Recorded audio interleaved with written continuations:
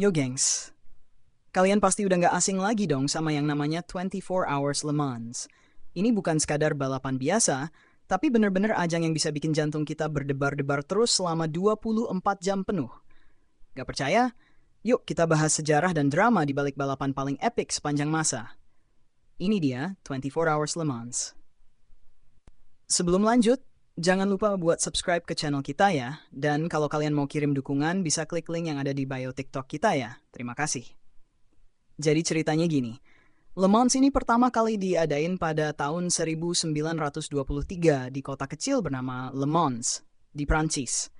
Awalnya tuh cuma buat nguji seberapa tahan mobil-mobil pada zaman itu kalau dibawa ngebut selama 24 jam non-stop. Gila nggak sih? Kalau mobil zaman sekarang aja udah canggih-canggih, bayangin gimana dulu mobil-mobil yang masih pakai teknologi seadanya. Tapi itu yang bikin Le Mans jadi beda, bro. Ini bukan soal siapa yang paling cepat, tapi siapa yang paling kuat. Seiring berjalannya waktu, Le Mans berubah jadi medan perang teknologi otomotif. Pabrikan-pabrikan besar kayak Porsche, Ferrari, Ford, Audi, semuanya adu pinter di sini. Mereka nggak cuma pengen menang, tapi pengen pamer teknologi terbaru mereka. Dari mesin hybrid sampai desain aerodinamis yang super gila, semuanya diuji di Le Mans dulu sebelum akhirnya bisa kita lihat di mobil-mobil jalan raya. Nah, ngomong-ngomong soal drama di Le Mans, siapa yang nggak tahu cerita legendaris Ford lawan Ferrari? Tahun 60-an tuh, Ferrari lagi mendominasi Le Mans, sampai akhirnya Ford yang tadinya cuma bikin mobil keluarga biasa, mutusin buat nendang Ferrari dari tahtanya. Hasilnya, boom! Ford GT40 menang 3 tahun berturut-turut mulai dari 1966. Ini tuh kayak kisah David versus Goliath versi otomotif. Dan pastinya persaingan ini jadi salah satu cerita paling epic di dunia balap. Oh ya, buat kalian yang mau nonton video-video short history sambil ditemenin cemilan manis, coba cek Instagramnya Smelter Cookies deh.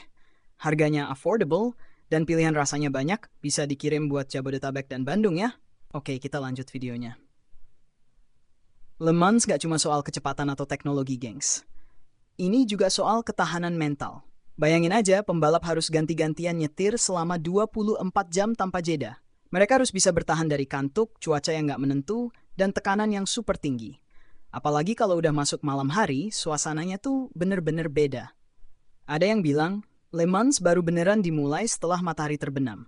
Terdengar agak sakral ya kata-katanya. Dan karena balapan ini super ekstrim, nggak jarang terjadi tragedi yang bikin bulu kuduk merinding. Salah satu yang paling parah tuh kecelakaan di tahun 1955 yang ngerenggut lebih dari 80 nyawa penonton.